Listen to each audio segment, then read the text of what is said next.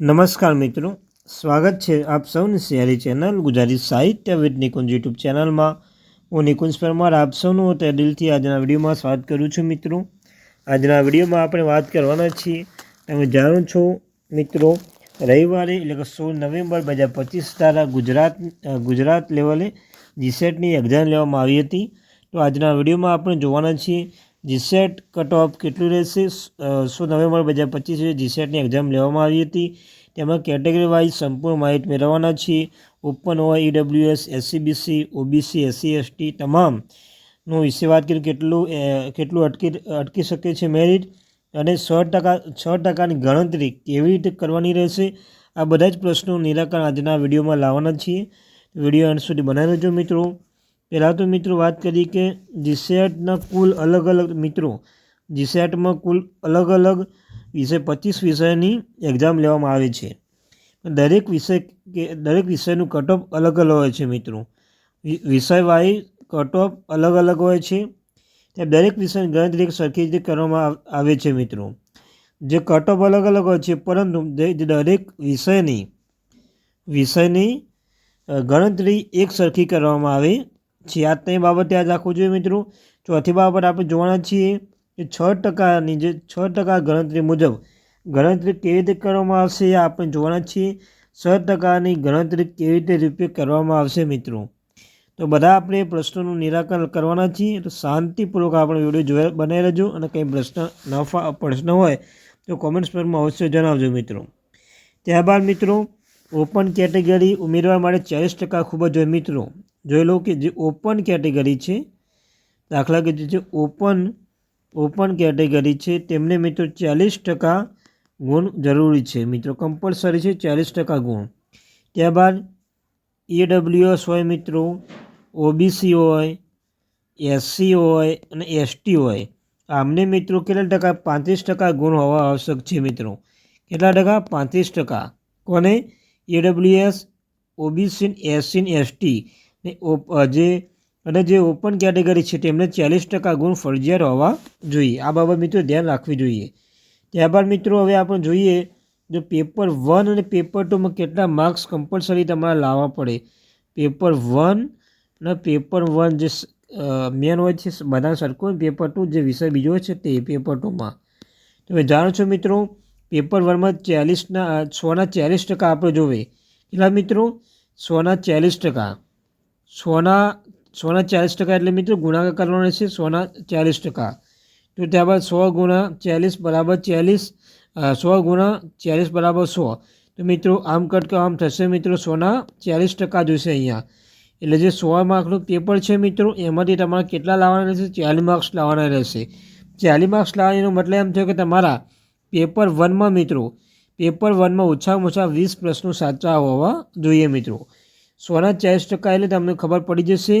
એમાં 50 માર્ક્સનું પેપર આવે છે. 50 પ્રશ્નો આવે છે, અને 100 માર્ક્સનું પેપર આવે છે. આમાં 50 પ્રશ્નોમાંથી તમારે 20 પ્રશ્નો સાચા લાવવાના રહેશે પેપર 1માં મિત્રો. ત્યારબાદ પેપર નંબર 2 જે મેન વિષય છે તેનું મિત્રો તેના 240% હોય છે મિત્રો. તે શું હોય છે? પેપર 2માં 240% હોય છે મિત્રો. એટલે 200 ગુણ્યા 40 બરાબર 100. આ મિત્રો એમાં તમારે 80 લાવવાના હોય છે. કેટલા? પેપર 2માં 80 માર્ક્સ લાવવાના હોય છે. તેનો મતલબ એ થયો કે બીજા પેપરમાં તમે ઓછામાં ઓછા મિત્રો 40 પ્રશ્નો સાચા હોવા ફરજિયાત છે. પેપર 1માં 20 પ્રશ્નો, પેપર 2માં જ કેટલા પ્રશ્નો? 40 પ્રશ્નો સાચા હોવા જોઈએ મિત્રો. આમ તમને કહ્યું તેમ મિત્રો કે 50 પ્રશ્નોમાંથી 20 અને 6માં મિત્રો જે 100 પ્રશ્નો છે તેમાંથી 40 પ્રશ્નો સાચા હોવા જોઈએ. કમ્પલસરી મિત્રો આ પ્રશ્નો આટલા એટલે 200માંથી ટોટલ તમારે 200 જે ટોટલ માર્ક્સ થાય મિત્રો, 200માંથી તમારે કેટલા લાવવાના છે મિત્રો? 80 માર્ક્સ. એટલે 200માં 80 અને 100માં 20 એટલે 40 મિત્રો.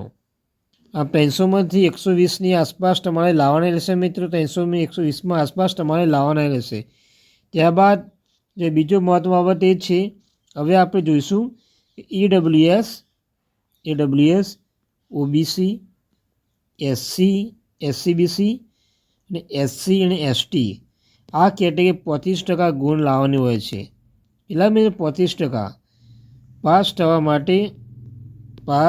થવા માટે મિત્રો લાવવા પડતા ગુણ કેટલા ઓછામાં ઓછા મિત્રો તમે ટીક કરવા પડે તમારે, જે તમને 20 પેપરમાં 1માં અને પેપર નંબર 2માં એટલે 40 સાચા પડવા જોઈએ. આમાં આપણે હવે જોઈ લઈએ મિત્રો કે તમને કહ્યું તેમ પેપર 1માં જનરલ પેપર છે. જનરલ પેપરમાં 100ના 35% મિત્રો, એટલે તમને કહ્યું તેમ 100 ગુણ્યા 35 = 100. આમાં મિત્રો એટલે તમે ખ્યાલ આમાં આવી એટલે મિત્રો એનો મતલબ એ થયો કે પહેલાં પેપરમાં 50માંથી 18 પ્રશ્નો સાચા પડવા જોઈએ. તેવી જે 200ના 35. આમ મિત્રો આમાં પેપર નંબર 2માં પેપર નંબર 1માં તમને કહ્યું તેમ 50માંથી 18 પ્રશ્નો સાચા પડવા જોઈએ. બીજામાં 100માંથી 35 પ્રશ્નો સાચા પડવા જોઈએ કમ્પલસરી. તો મિત્રો 35 પ્રશ્નો મતલબ 70 માર્ક્સ થયા, 18ના એટલે 37 માર્ક્સ થયા મિત્રો ડબલ. ત્યારબાદ આપણે જોઈ લઈએ. ત્યારબાદ કેટલું જે પ્રશ્ન છે આપણે હવે જોઈ લઈએ કેટેગરી વાઇઝ. જે કેટેગરી વાઇઝ જે ઓપન કે આપણે 100%ની ગણતરી કેવી રીતે કરવાની છે મિત્રો, 100%ની ગણતરી કેવી રીતે કરવામાં આવે છે અને લાસ્ટમાં આપણે જોઈશું કે આ વખત કેટલું કટ ઓફ રહેશે મિત્રો. 100% મુજબ દાખલા તરીકે મિત્રો જે ઓપન છે, ઓપન, EWS, SCBC, એસસી અને એસટી આ છે મિત્રો. ત્યારબાદ 6% મુજબ દાખલા તરીકે મિત્રો આપણે જોઈ લઈએ. આપણે એક્ઝામ્પલ રૂપે લઈએ EWSની જે કેટેગરી છે તે કેટેગરીના જે છે 10,000 છે મિત્રો. વિદ્યાર્થીઓ 10,000 છે, તેમાંથી 6,000 પાસ થયા છે. બરાબર મિત્રો. EWSમાં વાત કરીએ 6% મુજબ ગણતરી કેવી રીતે કરવામાં આવે છે. EWSના વિદ્યાર્થી 10,000 છે, તેમાંથી 6,000 પાસ થયા છે. તો હવે આપણે જોઈએ મિત્રો કે EWSમાં તમને કહ્યું તેમ જે EWSના કેટેગરીમાં 10,000માં 6,000 પાસ થયા છે. અને મિત્રો તમે જાણો છો 6,000 જે વિદ્યાર્થી છે તેમાં 700 વિદ્યાર્થીઓને 6,000 વિદ્યાર્થી છે, તેમાં 700 વિદ્યાર્થીઓને જે એક સબ્જેક્ટ છે મિત્રો 4 સબ્જેક્ટ આવે. એમાં તમે જાણો છો મિત્રો 4 સબ્જેક્ટ આવે છે. મેથેમેટિક્સમાં ગણિત આવે, અલ્ફાશાસ્ત્ર આવે, એટલાઇઝ મેથેમેટિક્સ અને NHO ઇન્ટ્રીક્સ આવે. આમ મિત્રો દાખલા તરીકે મિત્રો 6,000માંથી 700 વિદ્યાર્થીઓને મેથેમેટિક્સમાં પાસ થયા છે. બરાબર. કેટલા વિદ્યાર્થીઓ? 700 વિદ્યાર્થીઓ પાસ થયા છે. તો હવે આપણે જોઈએ કે 700ના 6%. 700ના 6%. આ મિત્રો 700 બરાબર 6 બરાબર 100 કરવાના. આ મિત્રો તમારે થશે 42. બરાબર. 700ના 6 લખીએ જે 42 વિદ્યાર્થીઓ કટ ઓફ જોશે. 42 જે વિદ્યાર્થી છે દાખલા 700ના 42 થયા તો 42ને માર્ક્સ કેટલા છે. દાખલા તરીકે મિત્રો મેથેમેટિક્સ સાયન્સમાં તમને કહ્યું તેમ પહેલા વિદ્યાર્થી છે તેમના 260 માર્ક્સ છે 300માંથી. બીજો છે 250 છે 300માંથી. ત્રીજો છે 140 છે 300માંથી.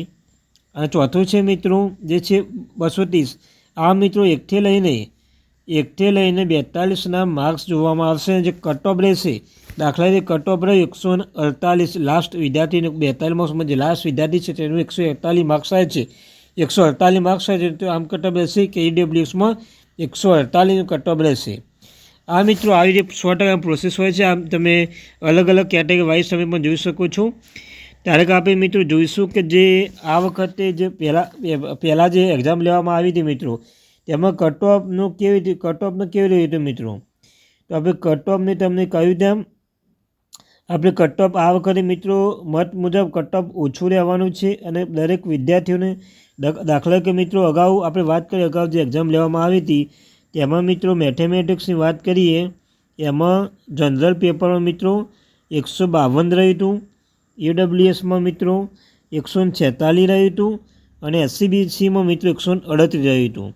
આ બધું મિત્રો જોતા જે અલગ અલગ વિષય પ્રમાણે કટ ઓફ રહે છે. તો દાખલા આપણે મિત્રો ગુજરાતીની વાત કરી લઈએ. ડાયરેક્ટ ગુજરાતી જે સબ્જેક્ટ છે તેમની વાત કરેલી. ગુજરાતીમાં મિત્રો 150ની 160ની વચ્ચે આસપાસ હોઈ શકે છે મિત્રો. આમ અલગ અલગ કેટેગરી વાઇઝ આ કટ ઓફ હોય છે મિત્રો. તો આ ત્યારથી મહત્ત્વપૂર્ણ